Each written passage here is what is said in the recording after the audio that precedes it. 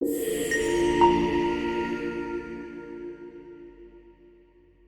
first week at Hogwarts taught Harry that wonder and exposure could live in the same room and call themselves magic. He had expected marvels. He had not expected to be noticed every time he entered one. The moving staircases, the talking portraits, the candles floating in the great hall as if obeying a private weather. These he could bear with a kind of dazzled hunger. But fame was different. Fame followed him into breakfast, into corridors, into classes where strangers turned in their seats to stare as though lightning might strike twice if they watched hard enough. Older students nudged one another when he passed. First years whispered. Even the ghosts seemed to drift a little nearer than necessary. Harry had spent 10 years being overlooked with such efficiency that visibility felt at first almost like heat. Across all of it, from the long staff table, Albus Dumbledore watched him without the greed or curiosity of the others. That was what Harry noticed before he noticed the note. It arrived at breakfast on the 4th morning of term in the claws of a barn owl so ordinary it might have been carrying homework. The envelope was cream-colored, his name written in thin green ink. Harry opened it under the table while Ron argued with Seamus about whether Cornish pixies could beat a Muggle helicopter in a race. "Mr. Potter, if you are free before dawn tomorrow, I should be pleased by your company. Lemon drop optional. A Dumbledore." Harry read it twice. "Bad news?" Ron asked through a mouthful of toast. "Don't know." That was true enough. He spent the rest of the day convinced alternately that he had done something dreadful and that Dumbledore had mistaken him for another Potter, perhaps an older and more competent one hidden somewhere in the school's records. By evening, curiosity had beaten fear by the narrow margin it usually managed in him. He crept out while the dormitory still breathed with the heavy sleep of boys, and found the gargoyle outside the headmaster's office, awake and offended by the hour. "Lemon drop," Harry tried. The gargoyle sprang aside. Dumbledore was already up. The office smelled of parchment, smoke, and something sweet warming gently on the hearth. Silver instruments turned on their tables with faint clicking noises. Fawkes, all ember-red feathers and grave gold eye, watched Harry from his perch. Dumbledore himself stood by the window in deep blue robes, looking as though dawn had asked his permission to arrive. "Harry," he said, as if the summons were the most natural arrangement in the world. "You found your way admirably. Sit down, if you please. You may accept the lemon drop or preserve your dignity. Both are respectable choices." Harry sat. He did not take the sweet. It seemed important not to be tricked by confectionery this early in the relationship. Dumbledore lowered himself into the chair opposite. "You are not in trouble." Harry let out a breath before he could stop himself. "No," Dumbledore said, the corners of his mouth shifting. "Merely in need of something most children are not, a certain kind of steadiness." Harry looked at him carefully. "Because of Voldemort." The name had become easier to think than to say, but he had learned in only a handful of days that half the wizarding world recoiled from it like fire. Dumbledore did not. "In part," the headmaster said. "Though there are other difficulties attached to being Harry Potter, as you may have begun to observe." That was one way of naming the year so far. Dumbledore folded his hands. "Attention has weight. Most people feel a little of it in school and learn the necessary compromises. You, I fear, have inherited rather a great deal all at once. I would prefer that it not choose your shape for you before you have the opportunity to do so yourself." Harry had no idea what that meant. Yet the old wizard's voice carried none of the brisk pity adults often used when deciding things about children in front of them. It sounded instead like an offer of equipment for weather. "What would I have to do?" Harry asked.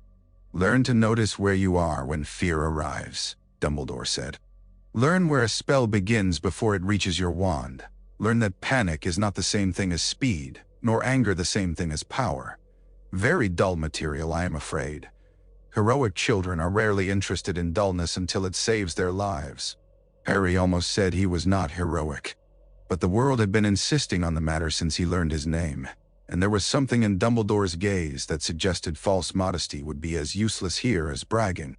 "All right," he said instead. The first lesson took place, not at the desk, but in a circular space marked on the floor with old chalk. Dumbledore bade him stand within it and say nothing for a full minute. Harry lasted perhaps 8 seconds before asking, Is it? It is part of it. I thought there might be more magic. There will be, said Dumbledore. But magic without attention is merely noise in formal clothes. Begin again. This time tell me, at the end, 5 sounds you heard, 3 sensations you felt, and whether any of them were invented by your impatience. Harry glared. Dumbledore looked serenely interested. Fawkes tucked his head under his wing as if the outcome did not concern him. By the end of the hour, Harry could tell the difference between the hiss of the fire and the ticking of the silver instruments, between the draft at his ankles and the nervous ache in his own knees. Dumbledore set a candle on the floor and told him not to light it. Not yet, but to point his wand and describe precisely what he intended the flame to do. Burn, Harry said. Dumbledore's brows rose. A spirited beginning, but perhaps a little vague. Burn what? How high? For how long? Must it gutter or hold? If a spell obeys you literally, Mr. Potter, you will very soon wish you had learned grammar. Harry, against his own expectations, laughed. The lessons continued. Some mornings Harry balanced brass counters in the air until his concentration trembled and failed. Some mornings he moved through simple footwork patterns, while Dumbledore tapped his cane against the floor and corrected the angle of his shoulders as though teaching a dance no one else knew. Once the headmaster set 3 sealed boxes on the carpet and told Harry to identify which contained a bell, which contained water, and which was empty without touching any of them.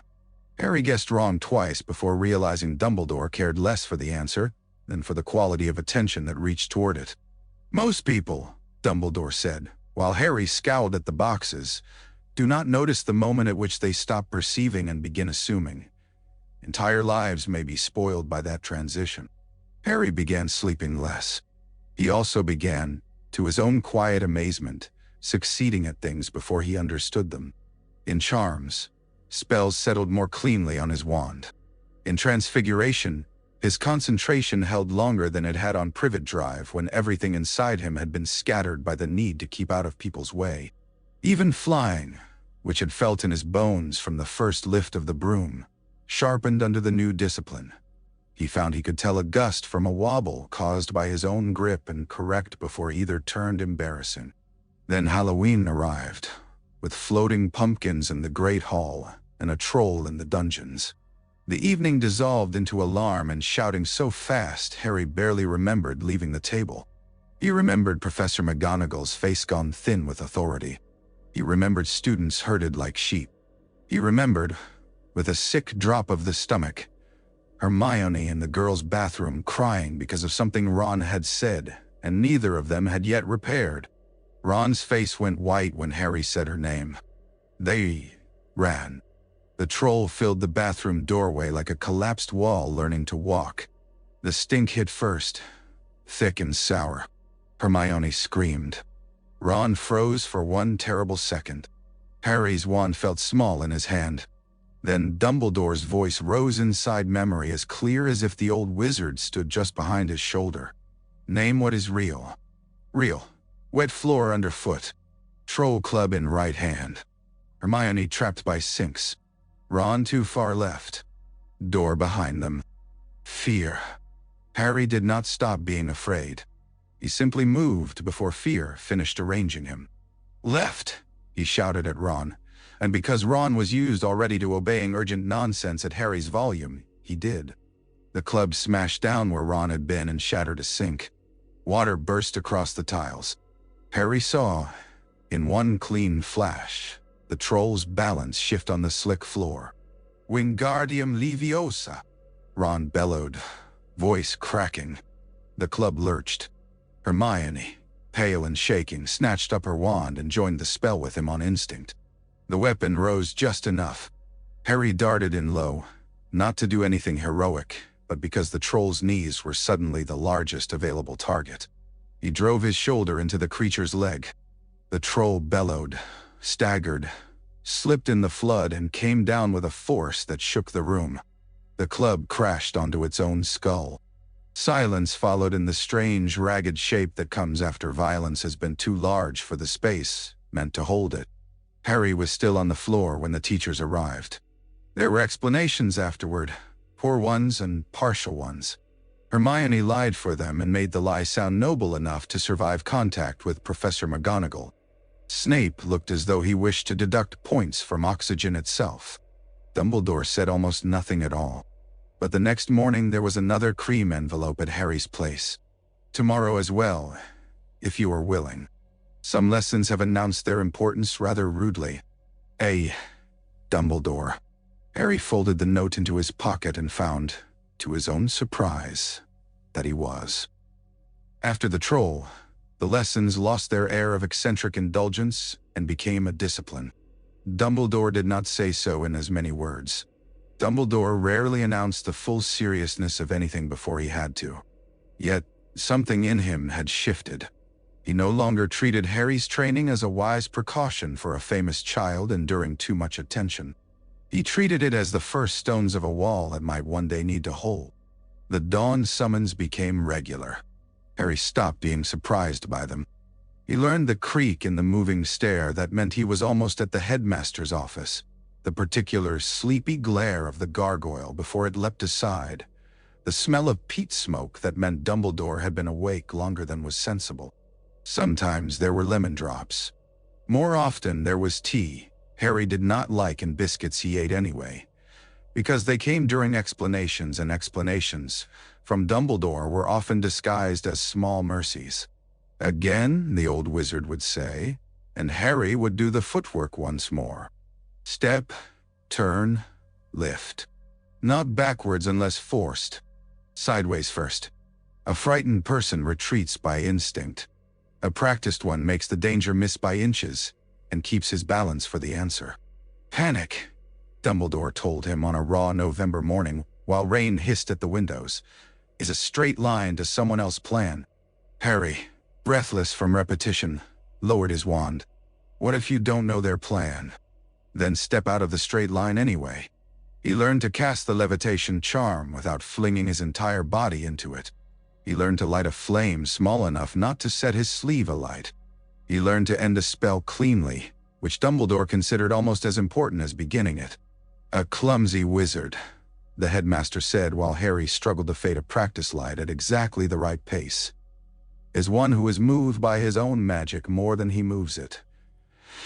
That way lies smashed furniture, poor judgment, and eventually politics. Harry was not always certain when Dumbledore joked, but he was beginning to understand the sound of it. The lessons altered school as well. In class, Harry found his attention holding through longer stretches of dull explanation. His charm settled more neatly. In Transfiguration, Professor McGonagall's lips thinned less often in his direction, which Harry took as the nearest thing to praise she offered without paperwork. Even his anger, when Dudley-like boys in Slytherin hissed comments about his blood or his parents, arrived differently now. It still came. It simply did not leap into his hands at once. None of this made him saintly. It made him a little less easy to steer. Then flying changed everything. Madam Hooch's lesson began in disaster for Neville and ended in astonishment for everyone else.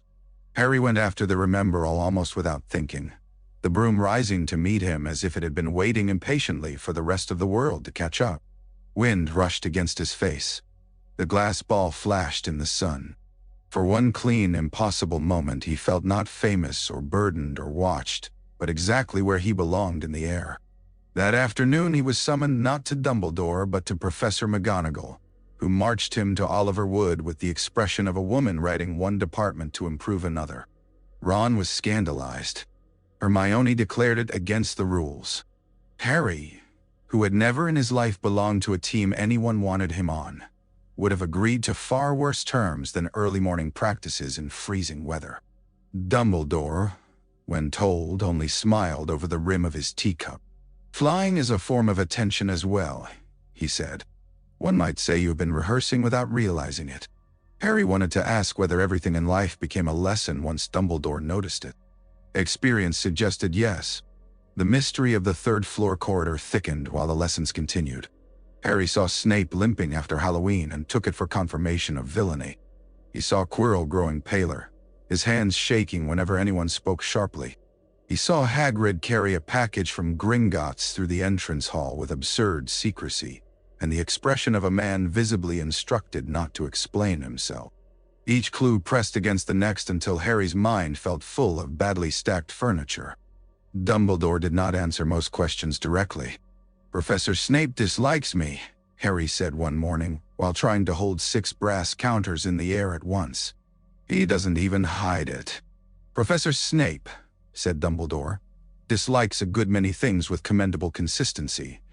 It is a character trait rather than a verdict. That doesn't mean he isn't dangerous." "No," Dumbledore agreed. "But unpleasant and dangerous while frequent companions are not twins. Do keep the counters level, Harry. Suspicion is no excuse for dropping metal on my carpet." Harry did drop them half a minute later. The first Quidditch match arrived under a sky, the color of pewter. The stands rang with noise. Lee Jordan's commentary began before the teams were in the air. Harry had expected nerves. He had not expected the extraordinary cleanliness of mind that flying gave him once the game began. The pitch narrowed into purpose. The wind cut the crowd into manageable strips of sound. He rode the broom as though conversation with it had been going on for years in a language neither of them needed to name. Then the broom bucked. It was slight at first, a wrongness under the handle more than a movement. Harry shifted automatically, countering as he had learned to correct a gust. The broom jerked again, vicious this time, and a fresh roar went through the stands. Below, players wheeled in confusion. His fingers tightened. The handle writhed. Fear came like ice under the ribs. Name what is real. The thought arrived with perfect clarity. Real. Wind from the west. Crowd noise below. Left hand losing purchase. Broom not responding to the knees. Height. Height. Motion. Wand in holster. Do not grab wildly. Do not look at the ground for longer than necessary. Harry flattened himself along the shaft and shifted his weight instead of fighting the broom head-on. It bought him seconds. Then more seconds. He heard gasps swell and break in the stands. Out of the corner of his eye he saw Snape on the far side, black eyes fixed on him, lips moving. For one furious instant Harry thought betrayal had finally shown its face. Then another motion caught him. Quirrell several rows away, white-knuckled against the bench, his own mouth working behind his trembling hands. Harry had only time to register confusion before flame leapt somewhere in the stands, and half the line of spectators broke into chaos. The broom gave a convulsive jerk and then steadied. Harry's training held him where blind panic would have thrown him clear. He sucked in a breath, saw a flash of gold near the opposite goal hoops, and dived. The snitch slid into his mouth an instant before he hit the ground. The match became noise again after that. Arms hauled him upright. Wood shouted something incoherent and triumphant into his ear. Hermione and Ron were pale and overloud at once. Snape swept past them all with a look of such incandescent dislike that Harry mistook it, in the days of adrenaline, for guilt. Dumbledore sent for him before supper. He expected congratulations, perhaps an inquiry into the legality of swallowing the snitch. Instead, the old wizard placed Harry's broom across 2 chairs and ran his wand slowly above the wood. The air gave off, at one point near the handle, the faint smell of hot iron and singed cloth. "A jinx," Dumbledore said quietly. Harry's heart climbed into his throat. "I knew it." Dumbledore's gaze lifted. "You know that someone tampered with the broom." "That is not the same sentence." "Ah." Snape was staring straight at me and muttering. "Yes. You're saying that doesn't mean he did it." "I am saying," Dumbledore replied, "that one should be very careful before confusing the direction of a spell with the direction of a face." Harry went silent. The old wizard set down his wand. "You kept your head today longer than most adults would have managed." That mattered. Harry had been about to demand names and received, instead, approval so direct it stunned him more effectively than a scolding might have done. Dumbledore seemed to notice. His expression softened by a degree. Reward and explanation are not always the same thing. You may have the first. The second, I am afraid, is not wholly mine to give yet." That was intolerable, and yet Harry found he could bear it slightly better than he might have a month ago. At the end of the lesson, Dumbledore drew a long, narrow box from the desk and placed inside it 2 plain practice wands. "Tomorrow," he said, "we begin endings." Endings? Disarming. Deflection. Stopping a contest before it learns ambition. Glamorous children dislike those lessons too. Sensible survivors do not. When Harry left the office, his legs still unsteady from Quidditch and nearly being murdered in front of the whole school, he discovered to his surprise that the thing he felt most strongly was impatience for morning. December altered Hogwarts without improving its mystery. Snow gathered along the windowsills in the corridors and lay on the grounds in a white silence that made the castle look, from outside, like something cut from an old legend and left out in the weather. Inside, braziers burned hotter, corridors smelled of pine and wax, and the common room took on an evening life so warm and overfull that Harry sometimes stood in the doorway and simply watched it before entering. People argued over chess. Fred and George conspired in corners. Neville lost things at a rate that suggested an actual curse. Hermione read with the intensity of someone personally offended by ignorance. Ron sprawled by the fire and talked through his homework as though noise alone might solve it. Harry loved them almost when he was not looking directly at it. He loved, too, the early mornings in Dumbledore's office, though he had not yet found a name for that. The lessons had become a private architecture beneath everything else. While the school saw him as the famous first-year seeker with a talent for trouble, another version of him was learning, in dawn's half-light, how not to let fear do all his thinking. Dumbledore began setting him quieter work now. Not only stance and wand control, though those continued. There were mornings when the old wizard laid out smooth river stones on the desk and asked Harry to sort them into piles without touching them, grouping them not by color or size but by whatever difference Harry sensed first. "There are forms of knowledge that arrive before language," Dumbledore said when Harry complained this was impossible. "One should be cautious with them but not contemptuous." Other mornings he had Harry sit with closed eyes and allow thoughts to rise one at a time without chasing any of them. Harry hated those lessons so much that Dumbledore declared them essential. "I can't help thinking," Harry said once through gritted teeth. "Thinking is not the problem," Dumbledore replied. "Being dragged behind each thought as if tied to a horse most certainly is." Harry tried again. He discovered unwillingly how crowded his own mind could be. Dudley's fists, Petunia's thin mouth, a green flash he could not remember except as terror, the high cold laughter of Draco Malfoy, the thrill of the broom under him, his mother's eyes, which he knew only from photographs and from the shape everyone insisted lived in his face, the corridor with Fluffy, Snape's expression, Hagrid carrying a hidden package. Questions, questions, questions. Dumbledore did not ask him to banish them.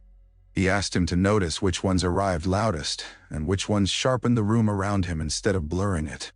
On one particularly dark morning, while frost drew branching patterns over the windows, the headmaster said, "What is the thought you least enjoy having, but have most often?" Harry stared at the floorboards. He had grown used to Dumbledore's questions in the same way one grows used to cold water, never pleasantly, but with a certain hardening. "That I'll have to go back," he said at last. "Back. Privet Drive." Dumbledore was still. Harry shrugged because it was easier than explaining how a place could wound by making room around you as if you were already absent. "It isn't as bad now as it used to be," he said, which was not entirely true and not entirely false. "No," Dumbledore said very quietly. "I imagine it is not." Harry glanced up. There was something in the old wizard's face then that did not look like surprise. It looked worse. It looked like knowledge that had arrived too early to prevent anything and too late to remain innocent. Dumbledore did not press him. He never asked Harry for catalogues of misery, which was one reason Harry told him more than he had meant to over the course of the winter. "Not everything," Never everything, but enough for Dumbledore to begin understanding that Harry mistrusted comfort, not because he disliked it, but because he had rarely seen it stay. Meanwhile, the matter of Nicholas Flamel would not leave the trio alone. The three-headed dog remained under the trapdoor. Hagrid remained terrible at lying. Snape remained suspicious in a way that seemed too theatrical to be wholly honest and too sharp to ignore. Hermione drew up lists. Ron contributed theories whose defects became obvious only after he said them aloud. Harry carried the hidden certainty that the thing under the dog had something to do with whatever dark presence had tried to knock him off his broom. Then Christmas came, and with it a castle suddenly emptied of most of its students. Harry had never in his life received a truly unexpected present. The invisibility cloak therefore felt less like a gift than a challenge from fate itself. It lay folded in silver pools on his bed, accompanied by a note that said only that his father had once left it in someone's care, and that the time had come for Harry to have it back. He stared at the cloth for a long while before touching it. When he did, the weave felt cool and impossibly fine beneath his fingers. He had wanted, without knowing he wanted it, something of his father that was not only a photograph or a dead man's reputation.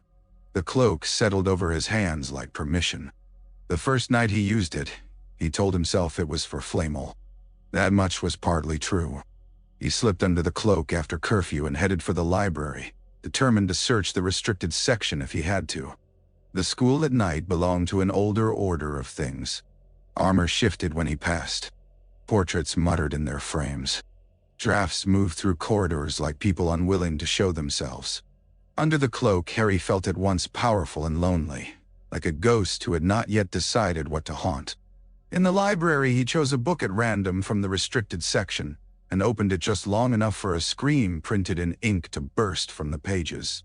Filth's answering footsteps sent him bolting through corridors he did not know, hard hammering, until he slid into an abandoned classroom and shut the door behind him. It was only after the silence returned that he saw the mirror. It stood taller than the doorway, gilt-framed, dusty, and somehow untouched by ruin. Moonlight found it through a cracked pane and laid a strip of silver across the glass. Harry stepped toward it because there was nothing else in the room except desks and old shadows, and because some objects declare themselves important before reason has been consulted. The boy in the mirror was not alone. Harry did not at first understand what he was seeing. Then understanding came all at once and broke him cleanly in two. A woman with dark red hair stood behind him, hands on his shoulders, her face white and fine and almost unbearably familiar. Beside her stood a thin man with untidy black hair and round glasses, his expression alive with a brightness Harry knew in himself only when flying. Behind them crowded others, kind, intent, solemn, smiling. People who looked as though they belonged to him by blood, by memory, by some lost continuity of being that the Dursleys had denied existed at all. He pressed his hand to the glass. His mother lifted her own in the reflection, so nearly aligned that for a mad second he thought he might feel the warmth. Harry returned the next night and brought Ron. Ron saw something entirely different, as astonishment spread over his face and his ears went pink with hope. He spoke of Quidditch cups and prefect badges and headboy robes. Harry barely heard him. Harry could not stop looking at his parents. He drank them like a starving thing. He stayed until Ron dragged at his sleeve and complained his feet had frozen through. The morning lesson after that went badly. Harry missed the gargoyle's riddle the first time. He miscounted the silver instruments in the office. He dropped a set of brass counters so clumsily that two rolled under Dumbledore's desk and Fawkes opened one unimpressed eye. "You are elsewhere," Dumbledore observed. "I didn't sleep much." "No." The old wizard said nothing further, which somehow made the concealment feel thinner. Harry went back to the mirror the following night alone. He did not tell himself it was to learn anything. It was to see them. To stand where their faces rose around him out of nothing and looked pleased that he existed. To borrow, for an hour at a time, a life in which he had been expected. On the third return, Dumbledore was waiting. He sat on one of the ruined desks beside the mirror with his hands folded over a long silvered cane, robes of plum-dark velvet spilling quietly around him. He looked not angry exactly, but like a man who had arrived at a truth he had hoped would take longer to reach him. Harry stopped so abruptly that the hem of the invisibility cloak tangled around his ankle. "Ah," Dumbledore said. "There you are." Harry pulled the cloak off and stood holding it in both fists. "Sir, I didn't mean to discover a mystery? To disobey a sensible instruction no one had yet given you? To find the one object in the castle most likely to answer a lonely child's hunger?" The headmaster shook his head very slightly. "Yes, Harry. I thought something of the sort might occur." He rose and turned toward the mirror. Its surface waited between them, bright as water and no less dangerous. "Come here," Dumbledore said softly. "If you are going to learn this lesson, it may as well be properly taught." "Does it ever stop?" Harry asked at last. "Wanting people you can't have back?" Dumbledore stood beside him, one hand resting lightly on the back of the ruined desk. The mirror held them both and told the truth about neither. "It becomes quieter for some people," he said softly. "For others it merely learns better manners. Age does not spare us the old hungers, Harry. It merely teaches some of us to wear them more tidily." Harry looked back at the clouding glass. The woman with his eyes and the man with his untidy black hair were fading by degrees, as if distance, once admitted, claimed them quickly. "Did they?" He stopped. The question felt too enormous and too childish, both at once. Dumbledore answered anyway. "Love you? Entirely." The room seemed to tilt around that certainty. Harry had thought absurdly that hearing it aloud might heal something. Instead, it hurt in a cleaner place than before. Dumbledore lifted one hand and the surface of the mirror went dark. "It will be moved tonight." Harry swallowed. "Can't it just stay?" "It could," said Dumbledore. "So could many dangerous things if we were willing to call them beautiful often enough." He studied Harry for a moment and added, more gently, "This was not a failure of your lessons. It was one of them. A wizard ought to know what can master him." Harry wrapped the cloak more tightly around himself, though the room was not particularly cold. "Are the lessons meant to stop me wanting things?" "No." Dumbledore's answer came with surprising force. "They are meant to stop your wants from choosing for you."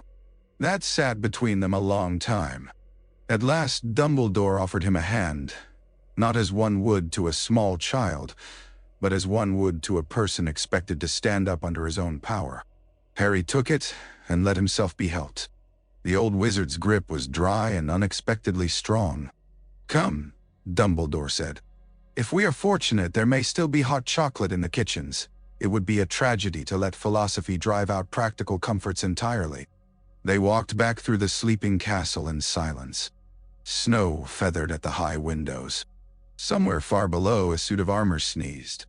Harry did not speak until they had reached the gargoyle. "Sir," Dumbledore paused. "Did you know I'd find it?"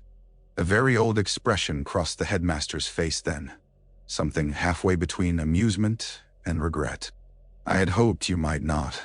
Hope, however, is not the same thing as prediction." Harry nodded as if that answered enough. It did not, but he was learning that the gaps in Dumbledore's honesty were not always lies. Sometimes they were doors he would not open because whatever lay behind them was still being weighed. The holiday lessons were different after that. Dumbledore did not soften them. If anything, he sharpened them. But there was a new frankness in the work, as though the mirror had stripped away a layer of politeness between them. Harry was taught to cast with empty hands first, without wand or incantation, merely to understand where a spell began in the body.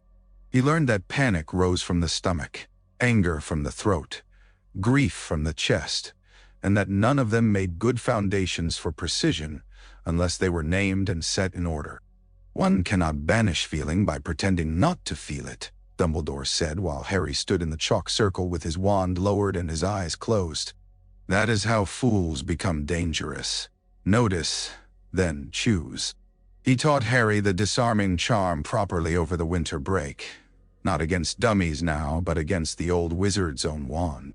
Harry never managed to catch Dumbledore off guard, but he did, once, send the elder wizard's wand skidding half a foot across the desk before Dumbledore called it back with a look of such pleased surprise that Harry glowed all through lunch.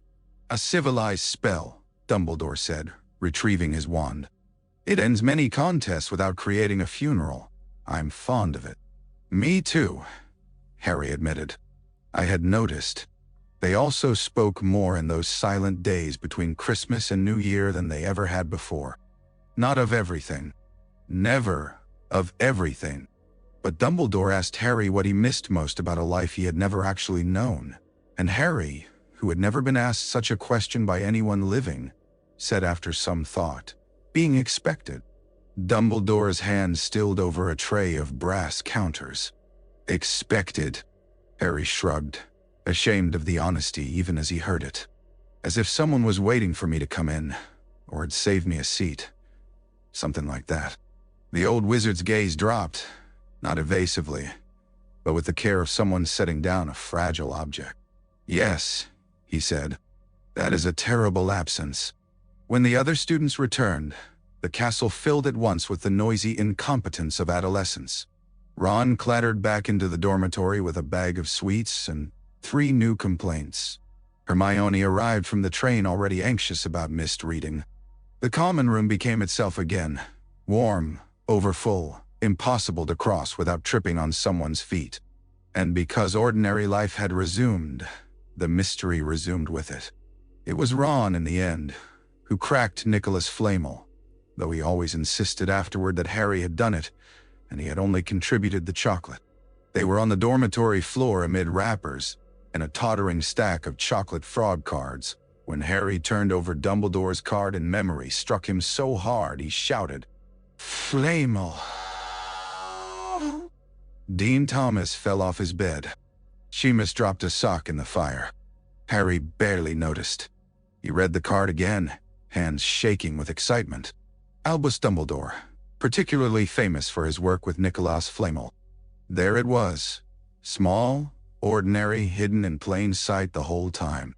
Hermione had them in the library within 10 minutes. The answer, once found, seemed almost indecently simple. Nicolas Flamel was an alchemist. The Philosopher's Stone was real. It turned metal into gold. It produced the elixir of life. Flamel and his wife Perenelle were, according to the newest edition of a book Hermione bullied from a restricted shelf of obscure biographies, over 600 years old.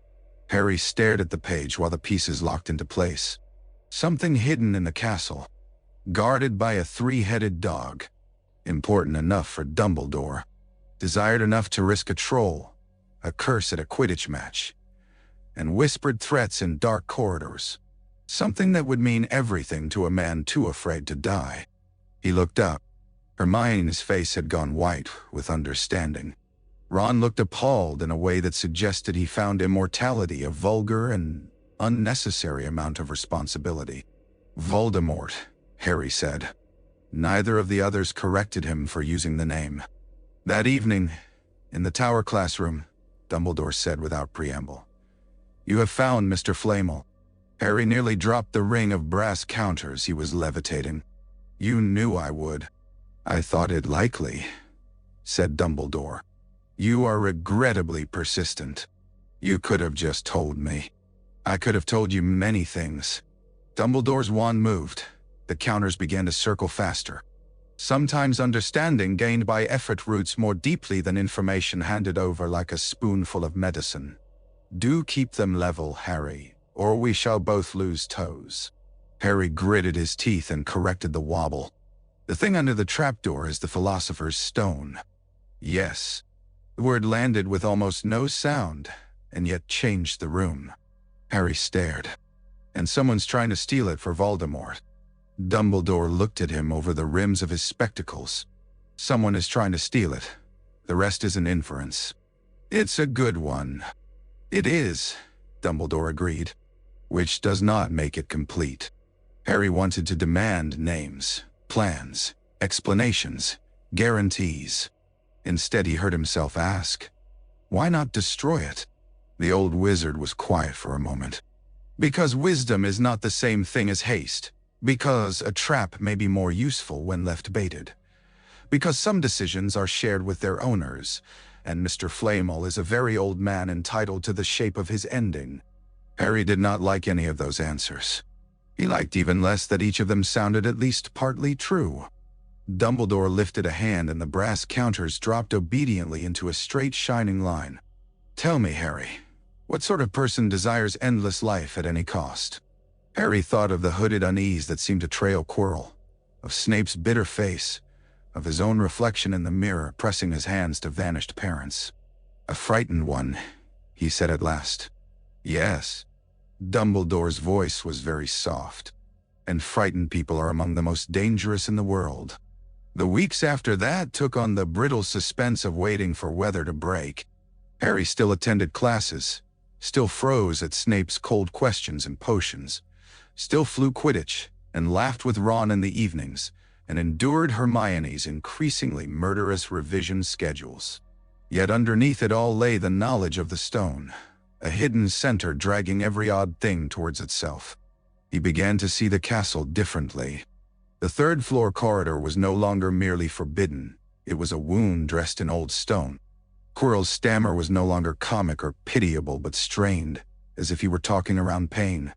Snape remained impossible to trust, and yet Harry caught him twice looking not at Harry but at Quirrell with the measured hatred of a man tracking a threat he had not yet permission to strike. The lesson that unsettled Harry most came on a blustery evening at the end of February. Dumbledore set a polished black stone in the middle of the table and told Harry to touch it. It was warm. "No spell," Harry said. "Not now," said Dumbledore. "Yesterday it held a simple jinx. Tell me what is left." Harry laid both palms around it, closed his eyes, and breathed the way he had been taught. At first there was only warmth. Then, very faintly, a greasy wrongness, like soot dissolved in oil. He opened his eyes. "It feels dirty." Dumbledore's expression sharpened with something that might almost have been relief. "Good. Good. Good. You have begun to recognize residue." The old wizard turned the stone over in long fingers. "Dark magic often leaves behind more than damage. It leaves intention. Learn the taste of that, and one day it may save your life." Harry looked at the stone and then at Dumbledore. "That sounds like the sort of thing people say right before they tell you something horrible." Dumbledore's mouth moved briefly. "Then let us postpone the horrible thing and continue the useful one." By the time March bled into April, Harry no longer doubted that something in the castle was coming closer. He still did not know whose hands would reach first. That ignorance had begun to feel like standing on thin ice and hearing, from somewhere below, the patient knock of something trying to get out. Spring should have made everything easier. The ground softened. The black lake lost its iron winter skin. Sunlight returned to the castle in brief warm coins that lay on flagstones and made even Filch seem, at a distance, almost survivable. Instead, spring brought a dragon. It began, as so many disasters did at Hogwarts, with Hagrid looking guilty long before anyone asked the correct question. Harry had gone down to the hut with Ron after lunch, ostensibly to escape Hermione's revision timetable, and in truth because Hagrid's kettle was always on and his conversation, though rarely useful, improved almost any day. He opened the door before they knocked and blocked the entrance with a body that could have served as fortification for a lesser nation. "Yeah, can't come in just now," he said too quickly. There was a muffled cracking sound from inside, followed by an excited whine from Fang and a hiss that belonged to nothing on God's earth Harry considered appropriate for a school. Hagrid's eyes shifted. Harry's did not. 5 minutes later, he and Ron were inside, staring at a black egg the size of a football nestled in Hagrid's fire. "It's a dragon egg," Hermione said from the doorway. None of them had heard her arrive. She stood with her arms folded, hair blown and tidy by the wind, wearing the expression of a girl vindicated by catastrophe. "An illegal dragon egg," she added. "Obviously." Hagrid put both hands over it protectively. "I won it," he said. "Off a bloke in the pub." Harry's stomach tightened. "What bloke?" Hagrid shrugged with disastrous vagueness. Never saw his face proper. Cloak up, hood down. Didn't matter much. He knew a lot about creatures, though. Asked about what I was looking after at school. Friendly sort. Hermione shut her eyes for a moment as if praying for strength. Harry felt, rather than heard, the click of danger advancing another notch. "What did you tell him?" Harry asked. "Nothing important." Hagrid's beard twitched. "Just that Fluffy's a piece of cake if you know how. Play him a bit of music, and he's out like a liar, that's all." "Me, Tempting." The silence that followed was so complete. The crackling of the fire sounded accusatory. "Hagrid," Harry said. The huge man's face crumpled. "I shouldn't have said. No one told him he shouldn't have had to." The egg hatched within days. Norbert emerged furious, damp, and wholly uninterested in the idea that he had just entered a world not prepared for him. Hagrid adored him instantly and irrationally. Harry found the dragon hideous and magnificent in equal measure. Ron thought Norbert wonderful until the creature sank milk teeth into his hand with enough enthusiasm to require medical attention. Hermione considered the whole affair proof that adults could not be trusted with affection any more than children could be trusted with fireworks. Harry missed one of Dumbledore's dawn lessons helping Hagrid clean singed bedding from the hut. He arrived at the next one late, soot on one sleeve, and found Dumbledore in the tower classroom adjusting a row of floating lanterns. "Dragon?" the old wizard asked without turning. Harry stopped in the doorway. "How did you know?" Dumbledore looked over his shoulder. "You smell of burnt chicken and poor judgment." Harry, despite everything, laughed. Then the laughter died. Hagrid told someone how to get past Fluffy. Dumbledore's hands stilled. "He didn't mean to," Harry said quickly. "It was some stranger in a pub with a hood. But if it was who we think." "Yes," Dumbledore said.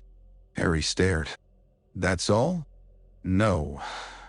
Tune." The old wizard faced him fully. "No, Harry. It is not all. It is the confirmation of a risk I had hoped to postpone. Which means our work changes." "Knowing." He spent the lesson on residue and threat. Not spellcraft, not movement, not aim. Identification.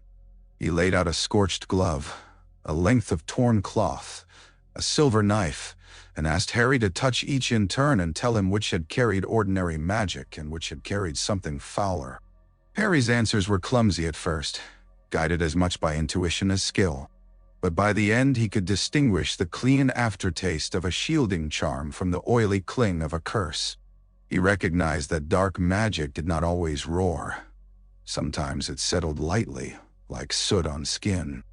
"Good," Dumbledore said when Harry finally identified the knife correctly. "If you feel that particular residue in the wild, do not go towards it." "That sounds like the sort of advice I'm definitely going to need soon," Harry muttered. Dumbledore did not deny it. Norbert became impossible to hide. His wings grew faster than Hagrid's excuses. Letters flew to Charlie Weasley. A midnight transfer was arranged with Charlie's friends on the astronomy tower. It might have succeeded if there had been no Draco Malfoy and if life at Hogwarts had ever once consented to go according to plan. Harry and Hermione, under the invisibility cloak, hauled Norbert's crate through moonlit corridors, while Ron lay in the hospital wing with his bandaged hand and a fever born partly of poison, partly of stubbornness. They reached the top of the tower sweaty, shaking, and much too pleased with themselves. Charlie's friends took the dragon. Harry watched the crate vanish into the dark and felt, absurdly, a rush of triumph. Then Professor McGonagall stepped from behind a parapet. The knight curdled. She had Malfoy with her, smirking until he saw the depth of the disaster and realized that being right about someone else's rule-breaking did not always exempt one from consequences. Neville, caught wandering after trying to warn them, was rounded up as well. Points vanished from Gryffindor in such quantities that the common room turned from merely disappointed to actively hostile by breakfast. Harry, who had grown used to being stared at with admiration or curiosity, found contempt to be a colder and more honest weather. He expected Dumbledore to send for him. The summons did not come. That hurt more than McGonagall's punishment and more even than the whispered, "There goes Potter, the idiot who lost us the house cup." It hurt, because some part of Harry had begun to rely on Dumbledore's attention the way one relies on a stair being underfoot. The absence felt deliberate. They received attention instead, which was how Harry found himself after midnight in the Forbidden Forest with Hagrid, Malfoy, and Neville. The air cold enough to sting the inside of his nose and the trees standing close as witnesses. If the castle's darkness had always seemed alive, the forest's was older and less civil. It did not wait behind doors. It breathed. Branches writhed against a moon blurred by mist. Something far off made a screaming sound so human at the edges that Harry's spine tightened instinctively. Fang whined. Neville's teeth chattered. Malfoy tried for aristocratic disgust and achieved only audible fear. They were there to find whatever had been slaying unicorns. Even before they saw the first silver blood on the leaves, Harry knew this was no ordinary hunt. Dumbledore's residue lessons came back to him with vicious clarity. The wrongness in the air felt greasy and ravenous, like hunger sharpened into method. Hagrid split them into pairs despite Neville's visible desire to perish on the spot rather than leave the gamekeeper's side. Harry ended up with Malfoy and Fang. They followed the trail through dark undergrowth where moonlight pooled white, and the silver drops shone almost beautiful against dead leaves. Malfoy muttered continually, less from courage than terror's need for sound. Harry heard the clearing before he saw it. A silence at the center of the forest, too complete to be natural. No insects. No rustle. No nightbird call. He stopped so suddenly that Malfoy walked into him. "Wow." "Shut up," Harry whispered. The residue was everywhere now. Thick, slick, ancient and desperate. They stepped into the clearing and saw the unicorn. It lay on its side like fallen moonlight. Silver mane soaked dark at the throat. Bent over it was a hooded figure so thin and wrong in posture that for a terrible instant Harry thought it had no bones. It raised its head at the sound of them, and though Harry could not see a face, he felt his scar erupt in white-hot agony. He cried out and dropped to one knee. Fang yelped and bolted. Malfoy made a sound that was little more than air and fled blindly through the trees. The hooded figure moved. Harry had no plan. He had no spell that seemed remotely adequate. Pain smashed through his thoughts like light through glass. Somewhere beneath it, absurdly steady, came Dumbledore's voice. "Name what is real." Leaves. Cold ground under his palm. Wand in his right hand. Pained. Dine. Breath. Moon. Dine. The figure came nearer. A thunder of hooves split the clearing. Something pale and fierce surged between Harry and the hooded thing. Horse body, man's chest, white blonde hair streaming like a banner in moonlight. The hooded figure recoiled and vanished into the trees with impossible speed. Harry sagged, breathless. The centaur wheeled, nostrils flared, eyes bright and furious. "You are injured," he said. It was not a question. Harry dragged air into his lungs. "My scar." The centaur's gaze sharpened on his forehead in a way that made Harry feel not merely observed, but measured against some larger map. "Of course," he said. The next minutes came in flashes. Hagrid crashing through the undergrowth with Neville and Malfoy behind him. Another centaur, red, brown, and severe, arguing with the first in a voice full of stars and offense. The name Firenze offered at last as the white-blonde centaur turned back to Harry. Hagrid's broad hand gripping his shoulder while asking if he was all right, though the answer was up. "What was it?" Harry asked hoarsely. No one answered immediately. The unicorn lay among the leaves like an accusation. At last Firenze said, "A creature so desperate to live that it would accept a cursed half-life rather than death." Harry looked at the silver blood. Voldemort. The centaur's expression shifted by a fraction. "Names matter less than choices," he said. "But, yes, something of him. Or for him." They took Harry back to the castle at dawn, gray light leaking slowly into the corridors. He half expected to be sent to Madame Pomfrey and told to rest. Instead, McGonagall appeared at the foot of the staircase as though she had been waiting. "The headmaster wishes to see you," she said, and for once there was no steel in her voice at all. Dumbledore was in his office, fully dressed, with Fawkes awake on the perch and a pot of untouched tea cooling by his elbow. He rose when Harry entered, and the speed of that movement told Harry more than any exclamation could have. "You saw it," Dumbledore said. Harry nodded. Fury, fear, exhaustion, and the remains of scar pain fought inside him until speech came out harder than he intended. "You knew." Dumbledore did not deny it. "I knew there was a possibility. I did not know you would stand within arm's length of it tonight." "May do." Harry laughed once, without humor. "That's comforting." The old wizard accepted the blow. "No," he said. "It is not." Harry took a step forward. "Was it Voldemort?" The room seemed to hold its breath. "Yes." There was relief in hearing the name answered cleanly. It lasted less than a second. "He's here?" Harry pressed. "In the castle?" "Not as he once was." Dumbledore folded his hands behind his back. "But he has adherents. Need. Influence. A capacity for inhabiting the weak places in others. Unicorn blood can keep a person alive in the most miserable fashion imaginable. For one who has lost nearly everything, even misery may look like opportunity." "No." Harry thought of Quirrell's sweat-slick face, the muttering at the match, the hungry wrongness in the forest.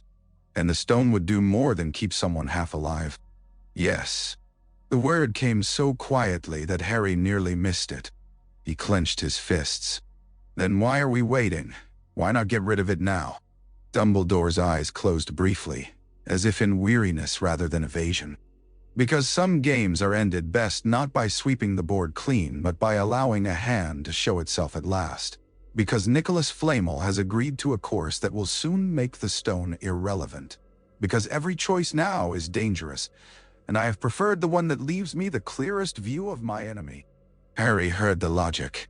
He also heard the thing under the logic, the cold willingness to let danger ripen if it could be better understood. For the first time he saw not only Dumbledore the teacher and Dumbledore the kind old man with biscuits and unhurried correction, but Dumbledore the strategist, measuring lives against outcomes, and hating that he knew how. "You're asking a lot of a school," Harry said. Dumbledore's gaze met his. "I am asking too much of a child." Nothing in Harry's life had prepared him for an adult who could say that and not immediately excuse himself. The old wizard stepped closer. "Listen to me now. If anything further happens, anything, you come to me.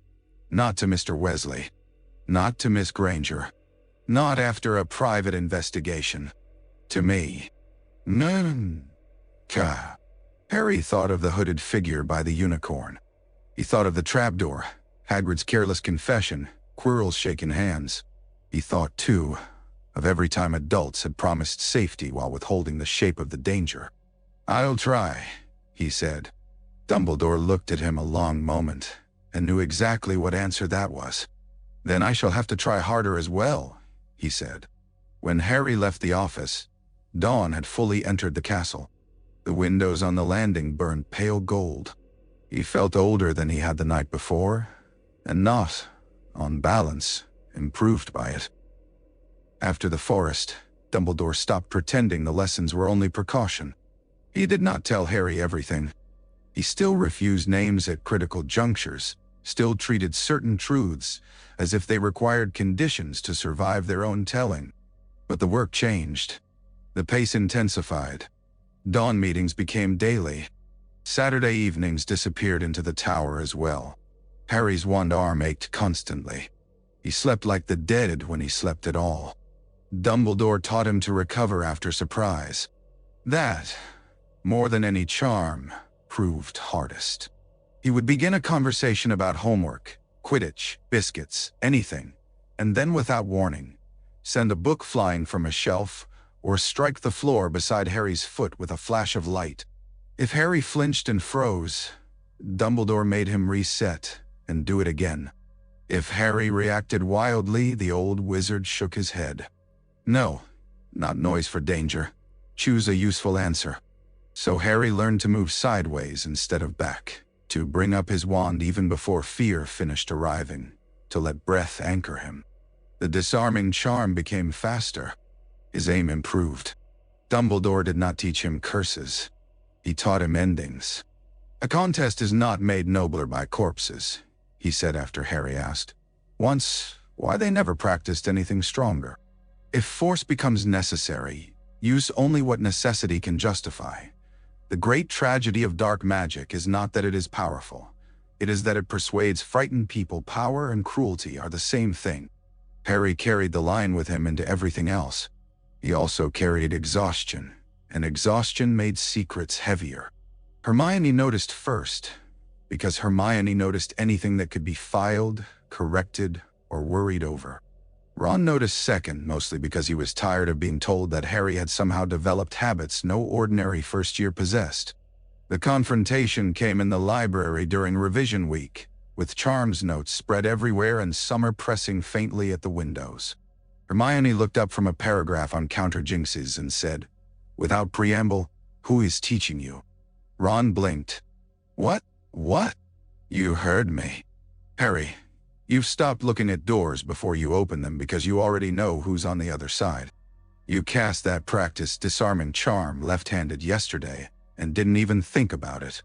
You can identify 3 sets of footsteps in the corridor by sound. Nobody just picks that up between essays. No, day. Ron dropped his quill. I knew it. Harry glanced between them and realized there was no reason left to lie except habit. Dumbledore, he said. Ron gaped. Hermione went utterly still.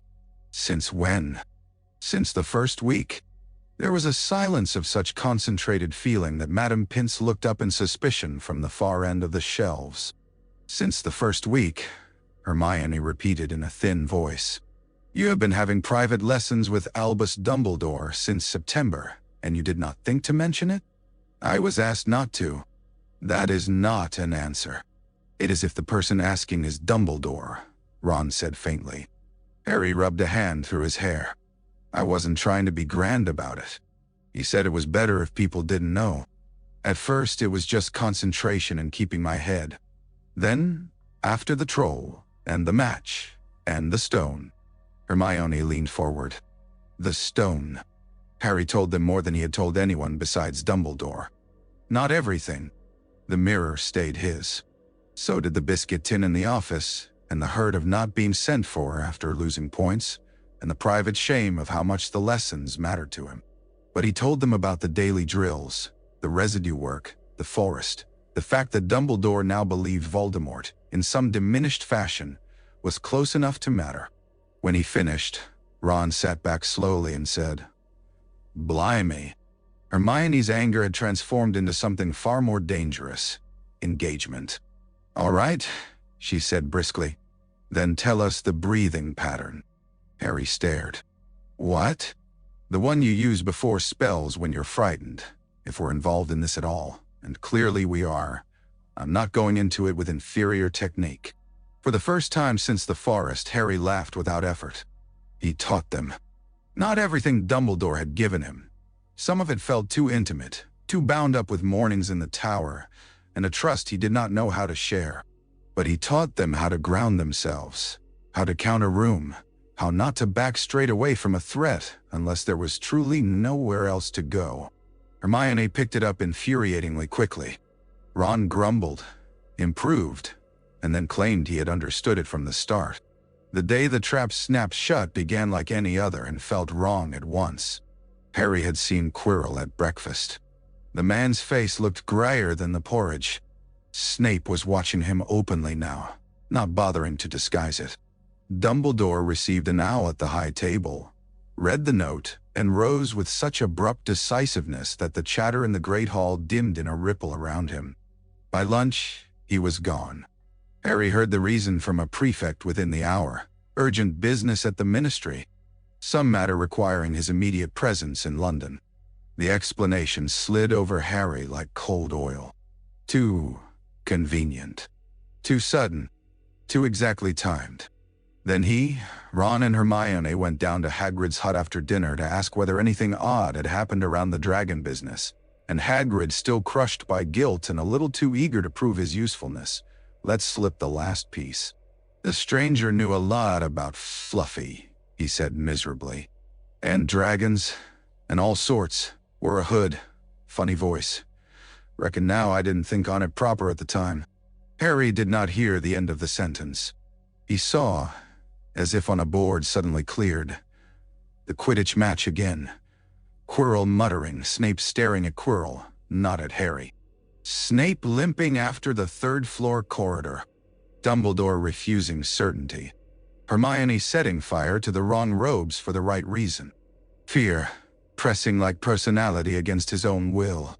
He had been wrong. Quirrell, he said. Hermione's face lost color. Ron swore. Hagrid stared between them. Why? Harry was already moving. They ran first to Professor McGonagall, because despite everything Dumbledore had been teaching him, Harry had in fact learned something from adults besides disappointment. One was supposed to try them before disaster. He found her in a side corridor off the staff room, candlelight striking the tartan silk at her sleeves, and making the green of her robes look like forest in shadow. Professor, Harry said breathless, we need to tell you something. It's about the stone. Quirrell's after it. Dumbledore's been lured away. McGonagall's face became carved wood. What nonsense is this? It isn't nonsense, Hermione said sharply. Hagrid told a stranger how to get past Fluffy, and Professor Dumbledore has been summoned away on what is obviously a false pretext, and… Enough. McGonagall's voice cracked like a whip. The Philosopher's Stone is perfectly safe. Harry heard the phrase and knew, instantly and hopelessly, that she believed it because she had to. Adults entrusted with systems often did. With respect, Professor, he began. There is no respect in storming up to your teachers with wild stories after curfew. Her eyes cut to Harry in particular. You, of all people, Mr. Potter, ought to know better than to go searching for trouble where wiser heads are already at work. Trouble, Harry thought, has never once waited for wiser heads to finish. He did not say it. He saw instead that this conversation was over. McGonagall turned, gave them all a warning about Gryffindor's dwindling points and the severe consequences of further interference, and strode away. Ron exhaled through his teeth. Brilliant. Hermione looked stricken and furious. We can't just… No, Harry said. He was calmer than he felt. Dumbledore's training held him together like stitching. Count the room. Name what is real. Choose Real. Dumbledore gone. Quirrell frightened enough to act. McGonagall refusing the premise. Fluffy's weakness known. Voldemort close. No time. I'm going tonight, he said. Neither of them told him not to. They returned to Gryffindor Tower only long enough to fetch the invisibility cloak, Hermione's notes, and a flute Hagrid had once whittled for Harry after an overenthusiastic Fang had eaten his shoelace. Ron stuffed pockets with sweets, as if sugar qualified as military preparation. Hermione took so many books Harry was forced to remind her they were attempting a rescue, not relocation. They slipped out after curfew. Portraits dozed. Torches burned low in their brackets. The castle had the strained, listening stillness of a house in which someone has stopped breathing in another room, and no one yet knows it. At the head of the stairs to the third-floor corridor, Harry stopped. What? Ron whispered. Harry listened. Footsteps. Distant. Two portraits murmuring in their sleep. A draft under the far door. No movement beyond the forbidden corridor. Nothing, he said. Which is worse? Hermione gripped her wand harder. Harry. He looked at her. If we find Quirrell, she said, voice tight but steady, we do not split up unless we have no choice. He thought of Dumbledore's office at dawn after the forest. Come to me, not to them. The order remained good. So did the knowledge that obedience was no longer available. If we have no choice, he agreed. They moved into the dark. The third-floor corridor smelled faintly of dog and old dust. Fluffy was awake. All three heads rose together the moment they entered, 6 eyes gleaming like tarnished lanterns in the dark. The dog's growl rolled through the room in 3 overlapping waves that shook the boards under Harry's shoes. Ron made a strangled sound. Hermione froze. Harry's fingers found the little flute in his pocket. "Don't move fast," he whispered. He raised the flute with hands far steadier than he felt, and played the rough, uncertain tune Hagrid had once produced for them in the common room, mostly to make Neville laugh. The first notes came thin and cracked. Fluffy's left head snarled. The middle head cocked. The right yawned. Harry kept playing. Slowly, absurdly, the great beast settled. One head dropped, then another. The growling faded to a rumbling half-snore. At last, all 3 muzzles sank onto the floorboards and the room filled with the hot, terrible smell of sleeping dog. Hermione let out a breath. Ron whispered, "I'm going to be sick." "Do it quietly," Harry whispered back. The trapdoor was beneath one vast paw. Harry edged forward, pulse hammering in his throat, and together he and Ron shifted the paw just enough to wring free. The hatch opened onto blackness. "After you," Ron muttered faintly. Harry almost laughed. Instead, he lowered himself through and let go. He expected stone. He hit something soft, damp, and alive. Coils caught him at once. They felt at first like ropes, and then, horribly, like ropes deciding. A rank plant smell filled his mouth. More tendrils slid over his chest and ankles as Ron landed beside him with a yelp and Hermione thudded down, last into a tangle already tightening. "Devil's snare," Hermione gasped. "Don't struggle." Ron, who had chosen the opposite strategy, froze mid-thrash. Harry forced himself still. Dumbledore's voice rose clear as if spoken directly into his ear. "Panic feeds what hunts it." The plant tightened anyway, testing. Harry let out his breath slowly and made himself limp where it gripped him. Beside him, Ron whimpered, "Hermione, a bit quicker would be nice." "Oh, stop shouting," she snapped, though her own voice shook. "It likes the dark and damp." "Wonderful. We are in a hole," said Ron. "Perhaps tell it that." A jet of blue-white flame burst from Hermione's wand. The tendrils recoiled instantly. Heat swept over Harry's face. The plant loosened. He tore himself free, grabbed Ron's arm, and dragged him clear as the devil's snare withdrew from the firelight in a writhing, offended mass.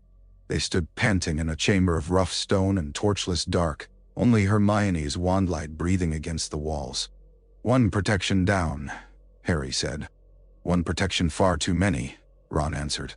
The next door led them into a room filled with beating wings. Hundreds of keys spun through the air in a storm of metal, darting and flashing in the dim light. At the far end stood a heavy wooden door with a lock large enough to require one particular key. Brooms leaned against the wall beneath it, as obvious and alarming as a dare. Harry felt his exhaustion vanish under the old surge of purpose flying always gave him. "Hermione," he said, already moving toward the brooms, "look for one that's damaged, old, like it's been caught before." She narrowed her eyes upward at once. Ron mounted a broom with all the enthusiasm of a man climbing onto his own execution. The air in the room was chaos made physical. Keys whipped past Harry's cheeks, cold and hard as sleet. He rose higher, scanning the swirl not with panic now, but with the same trained inventory Dumbledore had forced into him every dawn for months. Pattern. Difference. Choice. Most of the keys moved aimlessly. One lagged slightly when turning. One had a bent wing. "There!" Harry shouted. He went after it, banking sharp. The key dodged like a living thing. Ron nearly collided with a wall. Hermione, still on the floor, yelled directions with terrifying precision. Harry dived, rolled, and caught the bent-winged key in one gloved fist just as it slashed past his shoulder. It bit him through the leather. He grinned anyway. Back on the ground, the key fought like a trapped insect while he jammed it into the lock. The door swung open. "Seeker," Ron said breathlessly, as if this explained some divine and previously controversial principle of the universe. The next chamber was lit by a red, warlike glow. A giant chessboard covered the floor. Stone pieces towered over them, carved in brutal detail, swords and horses and bishops all poised in patient menace. Harry understood the danger before Ron spoke. "We've got to play across." Ron's face changed as he studied the board. Fear did not leave it exactly. It was simply overtaken by a concentration so complete it looked almost like possession. Harry had seen Ron brilliant at things before. Wizard chess by the fire, directions through moving staircases, understanding people no one else had bothered to read properly. But never like this. He seemed suddenly older, narrower, all scattered boyishness reduced to an instrument. "You take that bishop's place," Ron said to Hermione. "Harry, you're a knight. I'll be a castle." "No," Hermione said at once. "We do not leave this to chance." "It isn't chance," Ron snapped. "It's chess." The game that followed was the longest 10 minutes of Harry's life. Stones shattered under blows. Enemy pieces advanced with grinding finality. Harry moved when Ron ordered, trusting because there was nothing else to do, and because trust. Dumbledore had told him once after a particularly awful pair exercise with charmed targets was also a discipline. "You are not the only useful person in a room, Harry. Learn that early and you may survive being loved by talented friends." Twice Harry wanted to argue. Once he almost did. Each time he saw in Ron's face that to break the pattern now would be to break the only thing holding them all. Then came the endgame. Ron stared at the board and went very still. "What?" Harry said. Ron's mouth tightened. "I've got to be taken." "No. That's chess. There's got to be another way." "There isn't if you want to win." The words were plain, practical, infuriating. Harry hated them because he knew they were true. Hermione went white. Ron met Harry's eyes. "When I tell you, you move for the king. Don't waste it." He rode his stone castle forward and took the place that made everything possible, and himself expendable. The opposing queen lifted her stone arm and brought it down with a force that cracked like cannon fire. Ron was knocked sideways off his piece and hit the ground hard enough not to move. For one appalling instant, the room vanished around Harry. Then memory struck. Choose. He moved. The enemy king toppled. The board fell silent. Harry and Hermione ran to Ron at once. He was breathing. His head bled at the temple. Hermione's hands shook as she felt for broken bones. "He's unconscious," she whispered. "But alive." Harry closed his eyes once, fiercely. There was no time to stand over grief and call it loyalty. They dragged Ron to the edge of the chamber. The door beyond stood open. The next room held a troll already sprawled senseless on the floor. Hermione glanced at it and made a strangled laugh that bordered on hysteria. "Someone's been ahead of us." "Quirrell," Harry said. They stepped over the troll and entered a smaller chamber where a table held 7 bottles in a line and a scrap of parchment. Hermione seized the parchment and read. Her face changed in that quick inward way it did when all the world vanished before a puzzle. "It's logic," she breathed. "Of course it is," said Harry. Because at that moment, the universe's inability to resist Hermione Granger felt almost reassuring. She worked fast, lips moving, eyes flicking from clue to bottle and back again. Harry kept watch on the door. The residue in the room tasted of Snape, sharp, controlled, not dark but dangerous in the way of knives properly kept. Protection, not malice. Another of his mistakes found him here, and he barely had time to acknowledge it. Hermione straightened. "Got it." She held up the smallest bottle. "This one will get someone through the black fire. There's only enough for one. This bottle here will let one person go back through the purple flames to warn the others." Harry looked at Ron's blood drying dark against the stone. Hermione's eyes filled, but her voice held. "You have to go on." He hated that she was right. He hated more that Dumbledore would have called this one of those moments for which the lessons existed. Not for power, for the instant when choice had to be made before terror had finished speaking. Harry took the little bottle. "You go back," he said. Get Ron to the Owlery or McGonagall or Snape or anyone. Tell them Quirrell's through. Hermione caught his sleeve before he could turn away. Harry. He looked at her. Don't try to be brave by yourself, she said. And there was anger in it because anger was the strongest shape her fear knew. Be brave enough to come back. He nodded because there were no words good enough. Then he drank. Ice flooded him. Not cold on the skin, but through the bones, a clean, sliding frost that seemed to erase the room around him. Harry stepped into the black fire and through it. On the far side, the stone chamber beyond waited in silence. The room was larger than he expected and emptier. No piles of gold. No altar. No glowing stone on a pedestal. Only torchlight, cold and greenish.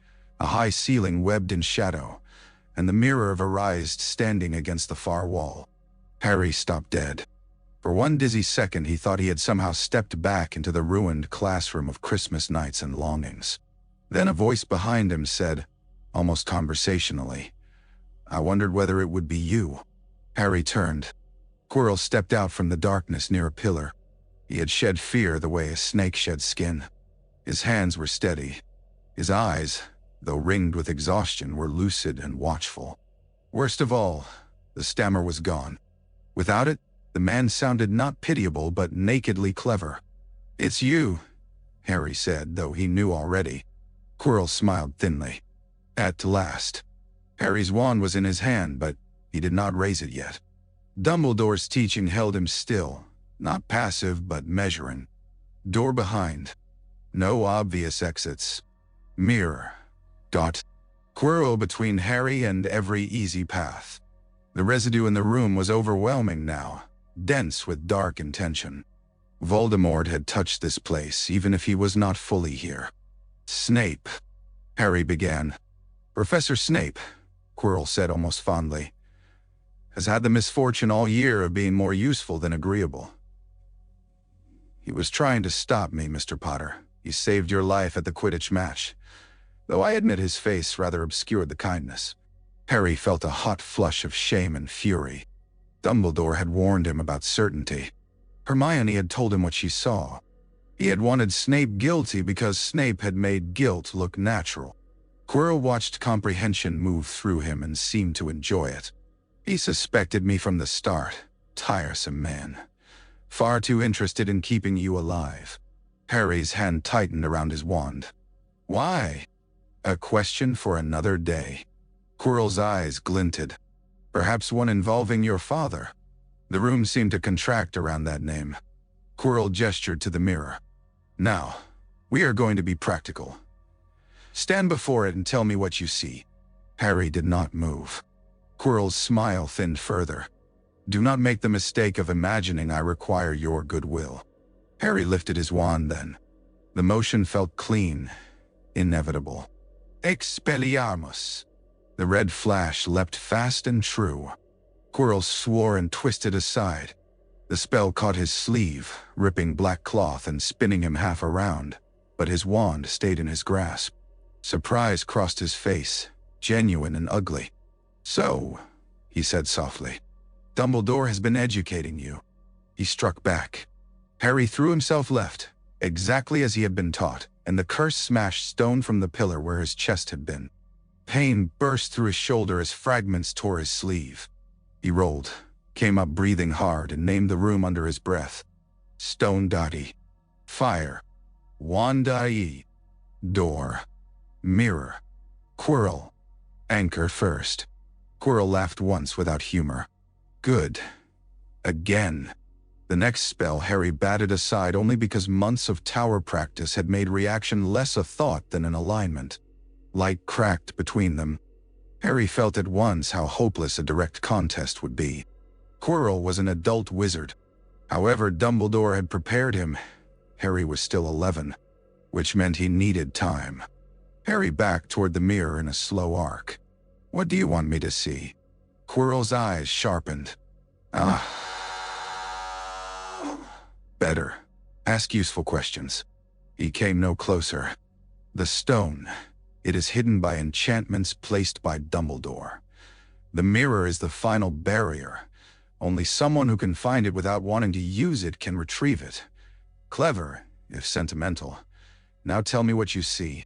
Harry risked a glance. The mirror showed him at once, older by no more than a heartbeat, standing in this chamber with the stone tucked safely into his pocket. In the reflection, his own hand slid into his robes and closed over it. Then the image smiled at him with wild urgency and vanished. Harry felt the weight appear against his real side. For one impossible instant, the room swam. The stone was in his pocket. The stone was actually in his pocket. He did not touch it. Quirrell stepped nearer. Well? Harry dragged his eyes upward. He had never in his life been so aware of his own face. Dumbledore had taught him stillness, but stillness at breakfast and stillness with a world at stake were not the same species. He could feel his pulse in his mouth. "I see myself," he said, forcing confusion into the words, shaking hands with Dumbledore. I think I've won the House Cup for Gryffindor." Quirrell's expression flickered. Dissatisfaction. Suspicion. He moved behind Harry then, so close Harry could smell stale garlic and fear gone sour. "Look again." Harry obeyed because not obeying now would be another form of information. He stared at the mirror and saw only himself, trying not to tremble. Then Quirrell made a small strangled sound. "Master," he whispered. Harry turned. Quirrell was unwinding his turban with shaking hands. The cloth fell in coils to the floor. Beneath it, the back of Quirrell's head was bare, and in the same instant not the back of his head at all. A face, flattened and pale as wax left too near a fire, lay there where no face should have been. Scarlet eyes burned in slits above serpent nostrils. The mouth opened. "Harry Potter." The voice was higher than Quirrell's, and deeper in Harry's bones, like something spoken inside a nightmare and remembered by the scar. He could not move. Not from shock alone. Every lesson, every morning in the tower, all the named realities and breath counts and chalk circles, everything he had been building himself into, seemed suddenly tiny before the obscene fact of that face. And yet not useless. Name what is real. Quirrell. Voldemort. Dart. Mirror. Stone in pocket. Wand in hand. Fear. "See the boy's pocket," Voldemort hissed. "He lies." Quirrell spun toward Harry with a snarl that looked less like courage than relief at finally being allowed to be monstrous. "Give it to me." He lunged. Harry fired another disarming charm on reflex. This time Quirrell's wand spun from his fingers, clattering across the floor. Triumph flashed and died just as quickly. Quirrell kept coming, hands outstretched, no longer needing a wand for what he meant to do. He caught Harry by the wrist. Agony tore through Harry so violently his vision whitened. Quirrell screamed. They sprang apart. Blistered red marks were already rising where Quirrell's fingers had touched him. The man stared at Harry's skin as if it had become acid. Voldemort's face twisted in a rage so concentrated it seemed almost to sharpen the air. "Kill him, fool." "No!" the high voice shrieked. "Take him." "The boy?" Quirrell lunged again, more carefully now, trying to seize Harry through cloth. Harry stumbled, fell to one knee, and Quirrell's hand closed over his shoulder instead of his throat. The scream that followed was worse. Smoke rose where he touched Harry. Flesh charred black at the fingertips. Some part of Harry understood then. Not why, not fully, but enough. His mother's protection. The old magic Dumbledore had never named because perhaps he did not trust naming to preserve it. Quirrell could not bear to hold him. Harry stopped trying to escape. He chose. With a cry half pain, half fury, he threw himself forward and clamped both hands onto Quirrell's face. The effect was immediate and horrible. Quirrell howled, reeling, skin blistering under Harry's fingers as if burned by invisible fire. The chamber filled with a smell like scorched meat and bitter herbs. Harry's scar exploded. He might have let go if not for every dawn lesson that had taught him the small, brutal difference between instinct and decision. Quirrell was stronger. Voldemort was death. This was the only useful answer available. He held on. Quirrell thrashed, trying to tear free, clawing at Harry without direct contact, robes tangling, feet skidding on stone. Voldemort's voice shrieked in fury from the ruined back of the man's head. Harry heard nothing clearly after that. Pain roared through him, through scar and hands and skull, until the world narrowed to fire and a slipping sense of self. Then another voice, distant and terrible with authority, shattered the chamber. Enough.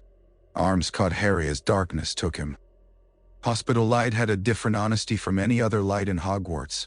It showed dust, tiredness, the yellow shadows under eyes, the wilt in flowers, the pallor of skin after fear.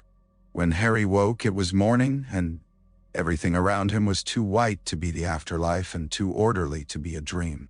He lay in a narrow bed with linen up to his chest. Every part of him hurt in a separate dialect. His hands were bandaged. The skin of his shoulder felt raw and stretched. For several seconds he could remember nothing except unbearable pain and the sound of someone screaming. Then memory came back all at once, and he jerked upright. "Easy?" Dumbledore sat in the chair beside the bed. He looked older than Harry had ever seen him. Not weak, merely used, as if some force had drawn deeply on his age and left the years visible at last. A bowl of sweets rested untouched on the bedside table. Fawkes stood silhouetted in the open window, scarlet against the morning. Harry's voice came out cracked. "Quirrell, dead," Dumbledore said. "Though not by your intention, which matters." Harry stared at his bandaged hands. "Voldemort? Gone. For now." "Meh. Dim." The words should have relieved him. Instead, they left a hollow place just beneath his ribs. For now was not peace. It was postponement. He looked up. "The stone will be destroyed." Dumbledore folded his hands loosely. "Nicholas and Perenelle Flamel have agreed. They have had, I think, enough time." Harry lay back against the pillows. The movement sent pain lancing through his shoulder. How long was I out? 3 days. Ron and Hermione? Alive, unmaimed, and most indignant at being kept from you. A trace of familiar warmth returned to Dumbledore's face. Miss Granger informed Madame Pomfrey that she had no authority to define a reasonable visiting hour under such circumstances. Mr. Weasley attempted bribery with chocolate frogs. Harry shut his eyes briefly in relief. When he opened them again, Dumbledore was still watching him, and there was something waiting in that gaze. Not a lesson, not exactly. A reckoning, perhaps. Harry licked dry lips. "You came back. I came back in time." The old wizard's voice held no triumph. "Not as early as I should have." Harry looked at him sharply. Dumbledore did not evade the look. "The owl that summoned me to the ministry was a forgery.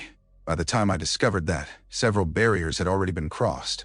I reached the chamber just after Quirrell lost the battle you forced upon him." "Battle," Harry echoed.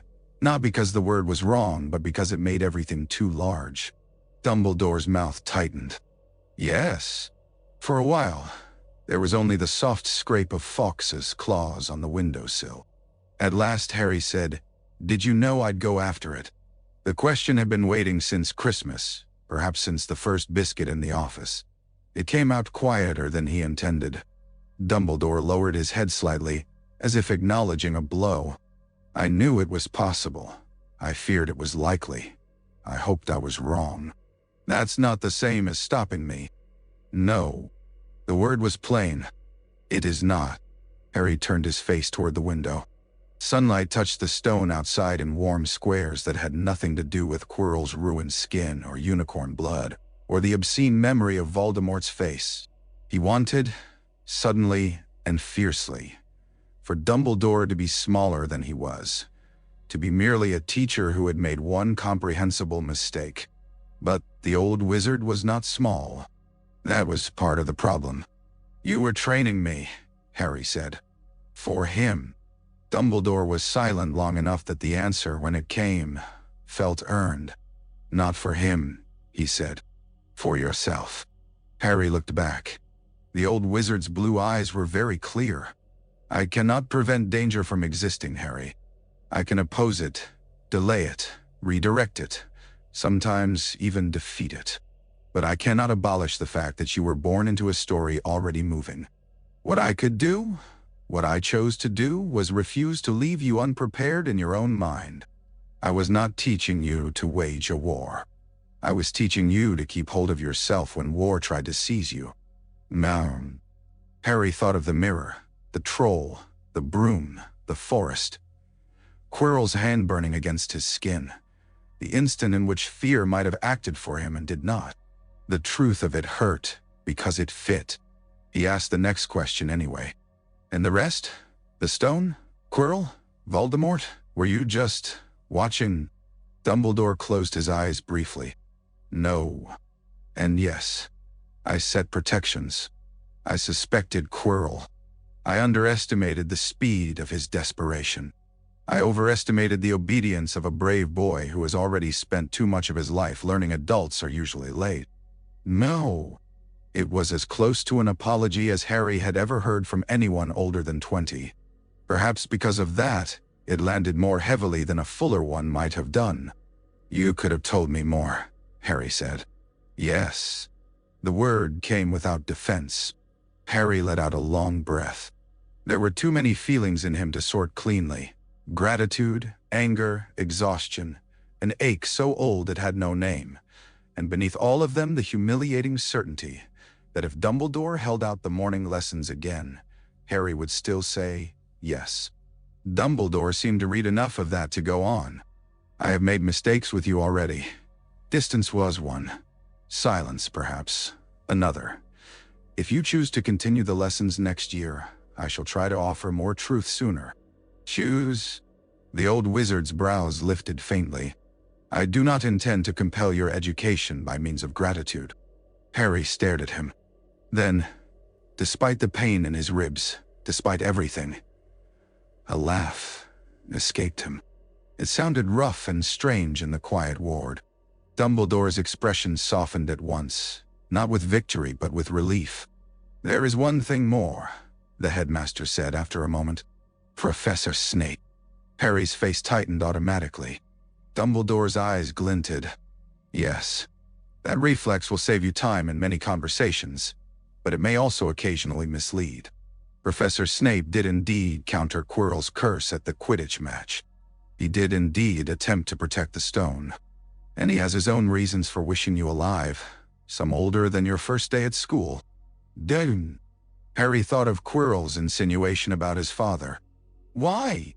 Dumbledore considered him. Because your father once saved his life, he said at last. Debts between difficult men are still debts. Harry absorbed that in silence. It did not make Snape pleasant. It did, however, make him more complicated, and complexity was becoming the year's least welcome subject. Dumbledore rose then, moving with more fatigue than ceremony, and nudged the bowl of sweets closer to the bed. Yea, he said. Madame Pomfrey's restoratives are effective but joyless, and I have always thought convalescence should involve better sugar. He had just reached the door when Harry said, Professor? Dumbledore turned. Did I get the stone because I didn't want to use it? A smile, tired and genuine, touched the old wizard's face. Yes. One of my better ideas, I think. Though perhaps not in every consequence. Harry looked down at his bandaged hands. I only wanted to stop him. Precisely. Dumbledore's gaze rested on him with something like sorrow and pride held in painful balance. That difference matters more than you yet know. After he left, Harry lay very still. Fawkes gave a low, liquid note from the windowsill that sounded almost like a thread being pulled through cloth. Harry closed his eyes and, for the first time since entering the chamber below the trapdoor, allowed himself to feel afraid and full. Later that afternoon, Ron and Hermione arrived at last in a burst of arguing energy that transformed the ward at once. You look awful, Ron said with the directness of true affection. Hermione smacked his arm. He nearly died. Exactly, said Ron. That's why he looks awful. Harry laughed again, easier this time. They came to the bedside loaded with contraband sweets, indignation, and 10 different versions of the same story about how they had tried to get past Madame Pomfrey. Hermione wanted every detail of the chamber. Ron wanted only the bits involving Quirrell being set on fire by Harry's existence.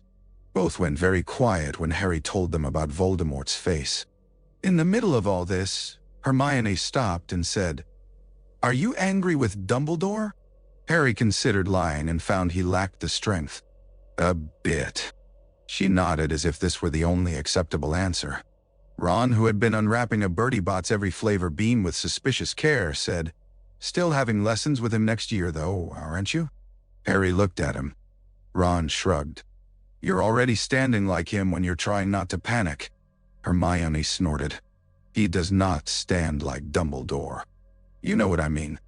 Harry wanted to deny it. Instead, he took a sweet from the bedside bowl and said, "Probably." That night, after Madame Pomfrey had finally banished his friends and the ward had dimmed to blue shadow, Harry lay awake a long time listening to the castle breathe. He thought of Dumbledore saying choose. He thought of the old wizard standing in the hospital light, tired enough to show it and honest enough not to hide entirely behind wisdom. He thought of the dangerous fact that love and strategy could live in the same person and be no less real for their discomforting proximity. It was, he suspected, an education all by itself.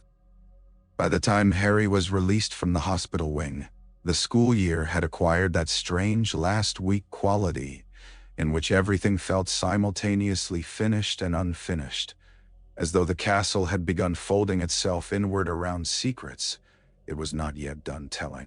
Exams were spoken of with heroic resentment by everyone except Hermione, who treated them as a solemn festival.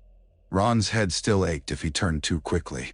Neville walked as if expecting points to fall from the sky and strike him dead. Quirrell was gone, the official story hazy and unsatisfying enough to satisfy most children and none of the clever ones. Snape did not say a word to Harry about any of it. He merely looked at him once across the great hall with an expression so unreadable it might have been contempt or relief or the permanent structure of his face. The leaving feast arrived beneath green banners. Slytherin silver draped the walls. Emerald light shimmered over the tables. A collective gloom had settled over Gryffindor that not even Fred and George's deliberate attempts at sabotage could lift. Harry sat between Ron and Hermione with the odd detached sensation of being present at his own sentence. Then Dumbledore rose. He wore deep purple robes scattered with silver stars, and for a heartbeat, standing beneath the enchanted ceiling while the hall fell quiet around him, he looked less like a schoolmaster than an old king who had outlived most of the names on his maps. He congratulated Slytherin first. He praised effort, determination, accomplishment. Harry half listened, waiting with the fatalistic emptiness that comes just before a blow. Then Dumbledore said, almost conversationally, however, "There are several recent events which must also be taken into account." The hall sharpened. What followed felt at once unreal and entirely deserved. Hermione received recognition for the coolest use of intellect under pressure.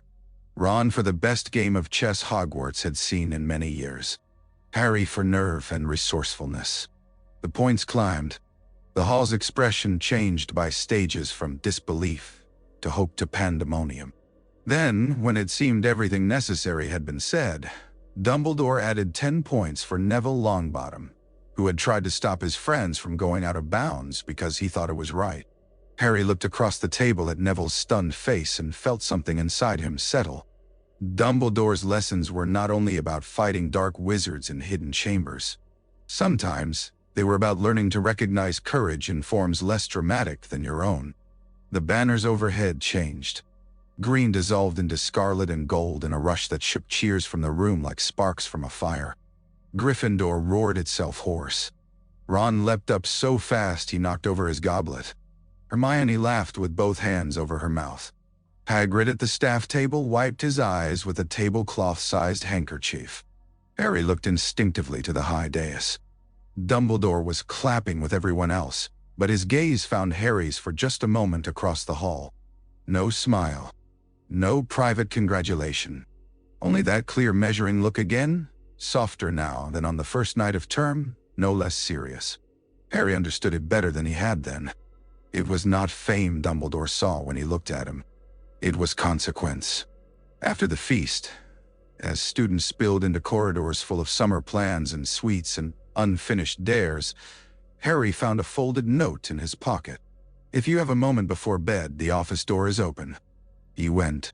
The office was lit not by the bright convivial fire of autumn, but by 2 low lamps and the last blue of evening beyond the windows. Fawkes slept, head tucked under one wing. The silver instruments on the tables ticked and hummed to themselves. Dumbledore stood beside the desk with a small leather-bound notebook in one hand. "I thought," he said, "that summer might benefit from structure." He handed the notebook to Harry. The leather was worn and dark, not new.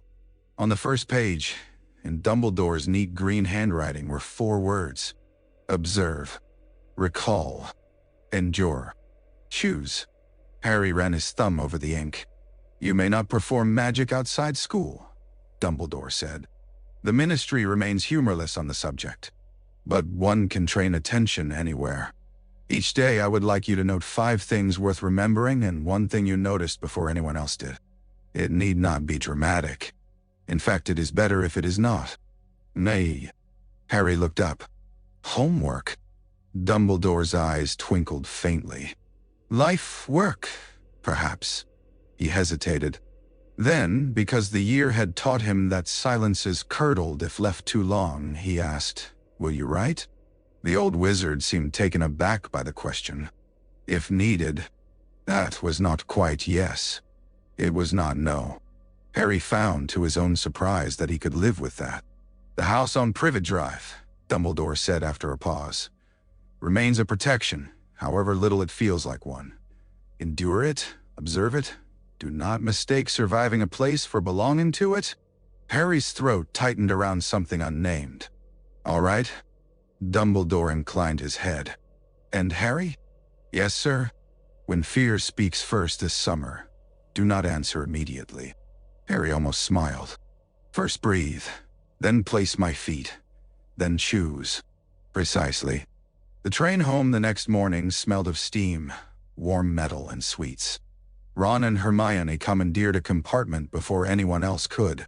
The countryside unrolled beyond the windows in deep green fields and hedges bright with June. For the first hour they talked almost entirely about food, points, and whether Fred and George's account of the house feast explosion had improved in the retelling. By the second hour, conversation turned, as Harry had known it would, to the future. "So," Ron said around a mouthful of sandwiches, "next year, are we all getting private dawn lessons from Dumbledore? Or are you still the favored one?" Hermione sniffed. "I doubt he teaches by request." "He should," Ron said. "I'd like the bit where you stop panicking before giant stone queens hit you." Harry leaned back against the seat and looked at them both. "I can show you the breathing thing again." Hermione's eyes lit instantly. Ron groaned, which in his language meant yes. So Harry did. Not the whole of it. Some parts still belonged to Cold Tower mornings and the intimate gravity of Dumbledore's attention. But enough. He had them count the compartment without seeming to. He made Ron identify which trolley witch passes had been louder than others. He had Hermione close her eyes and describe the pattern of scratches on the luggage rack. By the time they reached London, they were arguing happily about whether observation was easier for people who liked rules, or people who liked getting out of them. King's Cross arrived in a burst of ordinary noise so jarring it might have belonged to another universe entirely. Parents waved. Owls complained. Trunks banged. The barrier between platforms let them back through into the Muggle world with indecent ease. The Dursleys were waiting. Vernon looked purple with suspicion. Petunia had arranged her face into a wintry expression that seemed to treat Harry's existence as a scheduling inconvenience.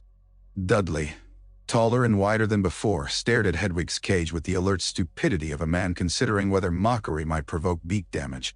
Usually, the sight of them would have tightened something inside Harry at once. Usually he would have braced before a word was spoken. This time he merely noticed. Uncle Vernon's mustache had picked up a smear of mustard. And Petunia's right shoe was pinching. Harry could tell by the way she favored the foot. Dudley was pretending not to be afraid of the owl and failing. The station smelled of engine oil, newspapers, and spilled tea. A woman in a blue hat was about to step on Trevor, who had somehow escaped Neville again. Harry moved before the accident and handed the toad back to a grateful, breathless boy. Observe. Recall. Endure. Choose. The summer at Privet Drive was not pleasant. Dumbledore had not promised pleasantness. But unpleasantness, Harry discovered, was not the same as helplessness. He kept the notebook hidden beneath a loose floorboard. Each night, in the smallest bedroom, he wrote down 5 things worth remembering and 1 thing he had noticed first. The spider repairing its web after rain. The exact moment Uncle Vernon lied on the telephone and how his voice thickened when he did it. The way evening light turned the neighbor's hedge copper at the tips. The sound Petunia made when she thought no one could hear her sitting down with sore feet. Dudley now afire of the dark after. He stood with his feet properly placed when Vernon shouted. He breathed before answering. He chose silence sometimes and laughter once, which shocked them all. He did not become immune to loneliness. He did not stop wanting the castle, the moving staircases, Ron's ridiculous jokes, Hermione's certainty, Hagrid's hut, the high tower room with chalk on the floor, and Dumbledore waiting already awake. But wanting no longer unmade him. On the hottest night of July, when Privet Drive lay under a blanket of still air and the house had finally gone quiet, Harry sat on his bed with the window cracked open and the notebook on his knees. Far away, someone's sprinklers hissed. Closer, an owl moved like a shadow against the stars. He wrote his 6 things for the day. Then he closed the book, set it beside him, and listened to his own breathing until the room changed shape around him and the darkness ceased to feel like something owned by other people.